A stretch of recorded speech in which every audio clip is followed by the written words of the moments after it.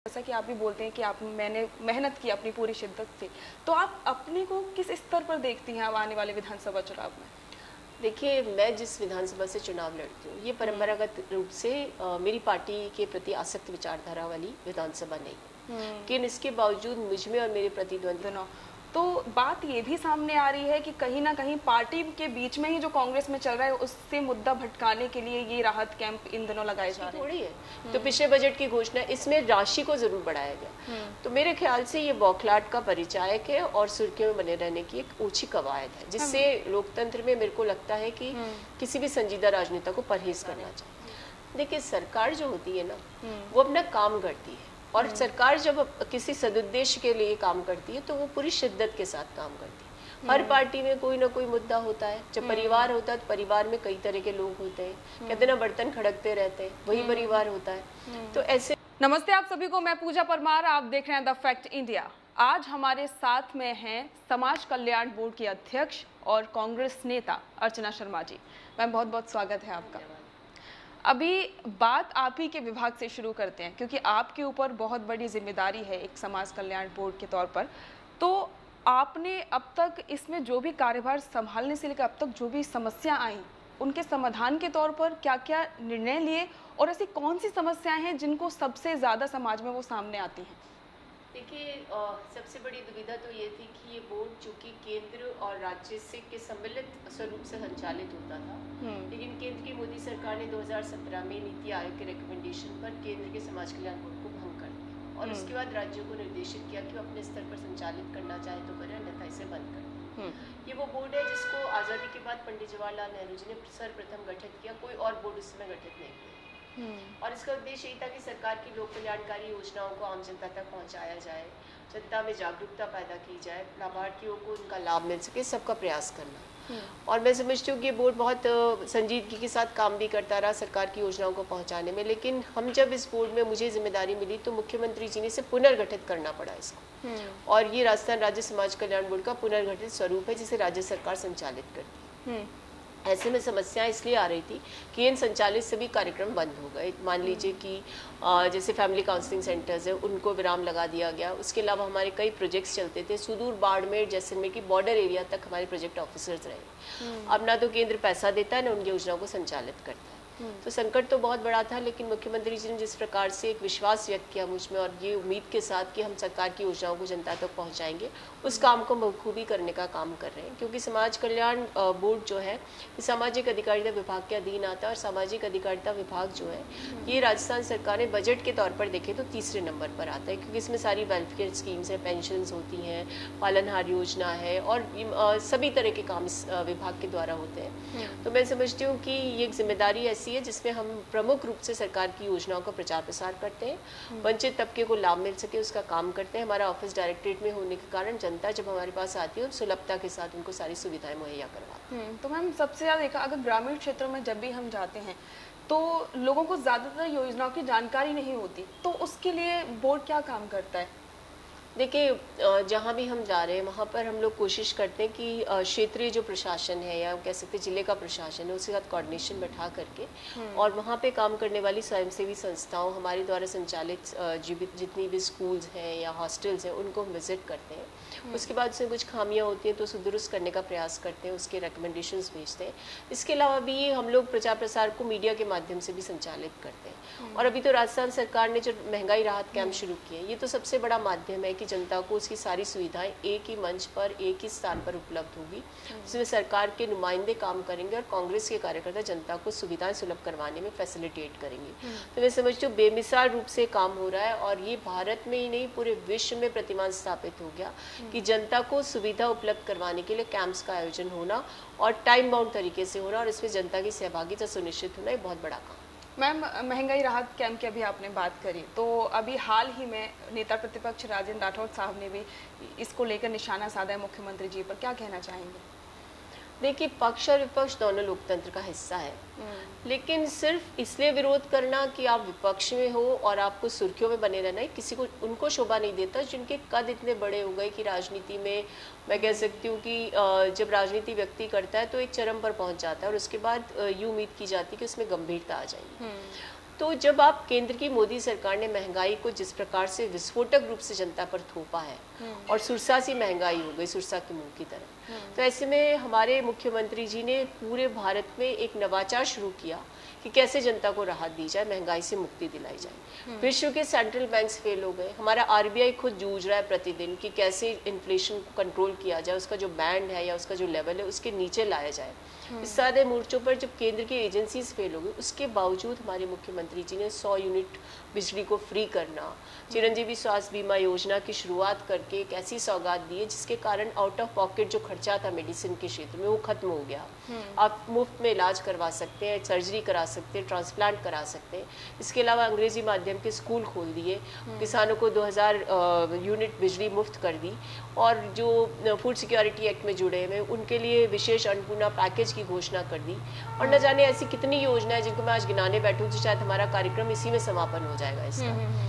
तो इस योजना को लेकर के जब मुख्यमंत्री जनता के बीच में, लोगों के बीच में प्रशासन को पहुंचा रहे हैं और जनता को लाभ मिल रहा है, आप खुद जाकर देखिए कि अभी हमने एक कैंप को देखा, वहां पर बाहर तक भीड़ लगी हुई, जनता कितनी त्रस्त है महंगाई से। तो इस महंगाई से मुक्ति के लिए जब हमारी सरकार काम करे तो नेता प्रतिपक्ष को समझना पड़ेगा कि ये मुद्दा नहीं जिसके पर कटाक्ष दिया जाए, बल्कि ये सहयोगात्मक रवैया इसमें होना चाहिए। वो भी जनता के बीच में जाए, उनसे कहें कि कांग्रेस सरकार अमुक अमुक योजनाएं लाई है, यहाँ कैंप लग रहे हैं, आप जाइए उससे लाभ प्राप्त करिए, तब तो अच्छा लगता है। और ये कहना कि मुख्यमंत्री जी को भी ध्यान है, मुख्यमंत्री जी को तो हमेशा ही ध्यान था। ये चिरंजीवी स्वास्थ्य बीमा योजना जो थी ये तो आज की थोड़ी है, तो पिछले बजट की घोषणा, इसमें राशि को जरूर बढ़ाया गया। तो मेरे ख्याल से ये बौखलाहट का परिचायक है और सुर्खियों में बने रहने की एक ऊंची कवायद है, जिससे लोकतंत्र में मेरे को लगता है कि किसी भी संजीदा राजनेता को परहेज करना चाहिए। जी बिल्कुल। तो एक बात ये भी हो रही है कि जो भी राहत कैंप चल रहे हैं इन दिनों, तो बात ये भी सामने आ रही है कि कहीं ना कहीं पार्टी के बीच में ही जो कांग्रेस में चल रहा है उससे मुद्दा भटकाने के लिए ये राहत कैंप इन दिनों लगाए जा रहे हैं। देखिए, सरकार जो होती है ना वो अपना काम करती है, और सरकार जब किसी सदुद्देश्य के लिए काम करती है तो वो पूरी शिद्दत के साथ काम करती है।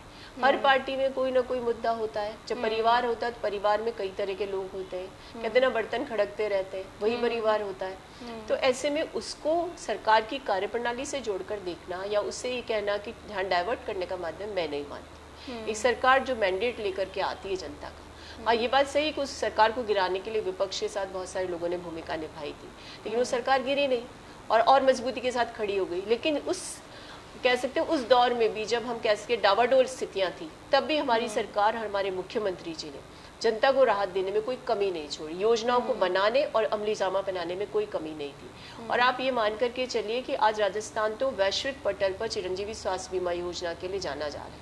हम कोई आम आदमी पार्टी की तरह तो मुफ्त बिजली योजना की घोषणा कर दें, वास्तविकता में धरातल पर ना उतरे, ऐसा नहीं कर रहे हैं। हर व्यक्ति आज लाभार्थी हो गया 100 यूनिट बिजली और चिरंजीवी योजना के कारण।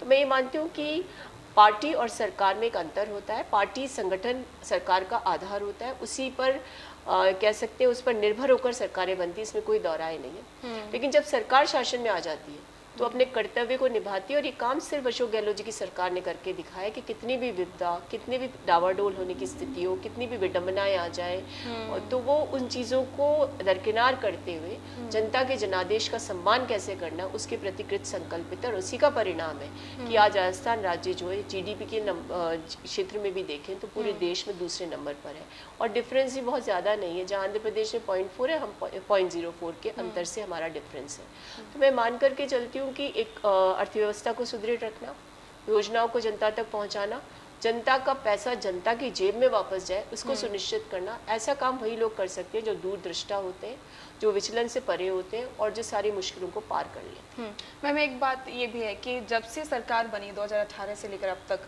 बहुत सारी चीज़ें हैं जो राजनीति में देखने को मिल रही हैं। खुद पार्टी में भी बहुत सारे नेताओं की बयानबाजी देखने को मिली। पायलट साहब का मुद्दा भी अभी हाल ही में काफ़ी ज़्यादा अब तो चर्चा में है।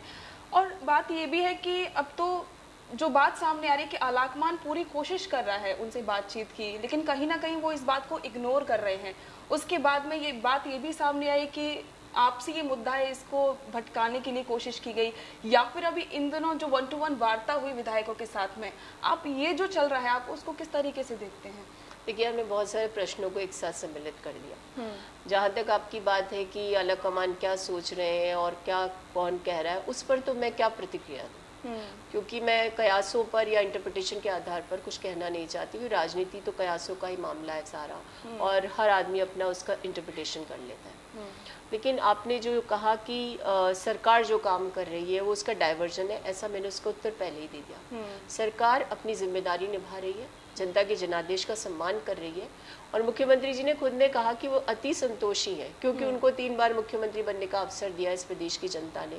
उनको पार्टी ने बहुत बड़े पदों पर नवाजा, प्रदेश अध्यक्ष, जनरल सेक्रेटरी, केंद्र में मंत्री, तो उनके पास असंतोषी होने का तो कोई कारण है नहीं, जो सार्वजनिक मंचों से कहते हैं। उनका ध्येय सिर्फ इतना है कि जब जनता ने जनादेश दे दिया, विश्वास व्यक्त कर दिया, दुआएं दी, सरकार गिराने की जो कवायद दी उसमें जनता की दुआओं का भी मामला था, तो ऐसे में उस जनता को प्रत्युत्तर में उस जनादेश के बदले में उसका अधिकार मिलना चाहिए। और हमेशा से कांग्रेस की सरकार, चाहे केंद्र में रही हो, यूपीए सरकार रही हो, राजस्थान की सरकार रही हो, हमेशा राइट्स बेस्ड इनिशिएटिव्स लेती है जो जनता को अधिकार संपन्न बनाने, उनको सशक्त करने, उनको महंगाई से मुक्ति दिलाने और उनको शोषण से मुक्ति दिलाने का काम करती है। मैम, अभी ये भी बात सामने है कि अब बहुत ही जल्द हो सकता है कि मंत्रिमंडल में फेरबदल हो, बहुत सारे मंत्रियों को पद से भी हटाया जाए और कुछ को युवाओं को मौका दिया जाए, इसको क्या कहना है? देखिए, मुझे तो इस बारे में कोई जानकारी नहीं, ना मुझे किसी ने बताया, ना मेरे पास इसकी कोई सूचना है। बस मैं ये कह सकती हूँ कि हमारी सरकार जिस स्वरूप में भी काम कर रही है वो श्रेष्ठतम स्वरूप है, और सरकार का उद्देश्य यही है कि जो जिस पद पर है वो अपनी जिम्मेदारी को गहनता से निभाए, शिद्दत के साथ निभाए, और जनता को ये महसूस हो कि हम उनके प्रति उत्तरदायी हैं। मैम, आप बहुत लंबे समय से जुड़ी हुई हैं कांग्रेस के साथ में, पार्टी के साथ में लगातार कार्य भी कर रही हैं। विधानसभा चुनाव में बहुत कम समय बचा हुआ है, तो आपको क्या लगता है कि जो अभी चल रहा है और जिस शिद्दत से, जैसा कि आप भी बोलते हैं कि मैंने मेहनत की अपनी पूरी शिद्दत से, तो आप अपने को किस स्तर पर देखती हैं अब आने वाले विधानसभा चुनाव में? देखिए, मैं जिस विधानसभा से चुनाव लड़ती हूँ ये परंपरागत रूप से मेरी पार्टी के प्रति आसक्त विचारधारा वाली विधानसभा नहीं है, लेकिन इसके बावजूद मुझ में और मेरे प्रतिद्वंदी में मात्र 1% से कम का ही अंतर पिछले चुनाव में रहा, और पूरा राजस्थान जानता है कि लगभग वो चुनाव मैंने जीत लिया था। इस क्षेत्र की जनता ने भरपूर समर्थन मुझे दिया, और आज भी जब हमारी सरकार बनी तो मुख्यमंत्री जी का आशीर्वाद रहा। उन्होंने मुझे चुनाव हारने के बाद सार्वजनिक मंच से कहा कि तुम्हारे सारे काम हम करेंगे, तुम्हारी विधानसभा की जनता को ये महसूस नहीं होगा कि उन्होंने कांग्रेस के प्रतिनिधि की यहाँ से हार हुई है, और अक्षरशः इसका पालन हुआ।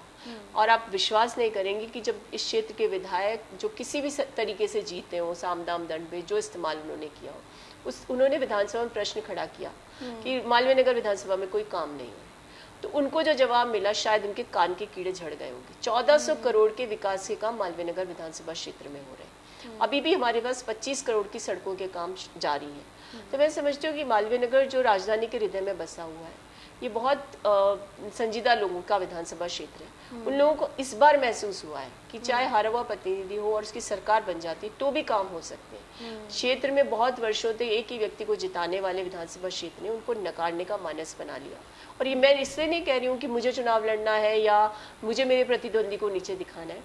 ये बात आम नागरिक कहता है। हम जनता के बीच में 52 दिनों तक लगातार चले। 53वें दिन जब हमने हमारी हाथ से हाथ जोड़ यात्रा का समापन किया तो हजारों लोग स्वस्फूर्त होकर सड़कों पर थे। हम जब दरवाजे गए तो उन्होंने हमको यही कहा कि हम आपकी सरकार से संतुष्ट हैं। ये वो सरकार है जिसने कर्मचारियों का सम्मान बढ़ाया। ये वो सरकार है जो आम व्यक्ति के स्वास्थ्य के बारे में, शिक्षा के बारे में सोचती है।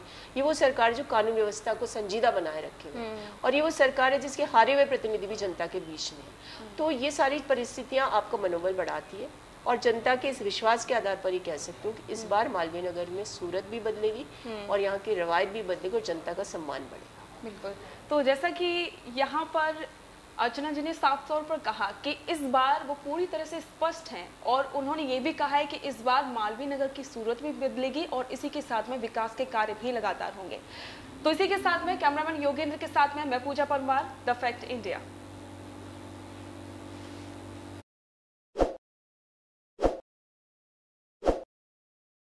ताज़ा खबरों के लिए विजिट करें द फैक्ट इंडिया की वेबसाइट और डाउनलोड करें द फैक्ट इंडिया ऐप।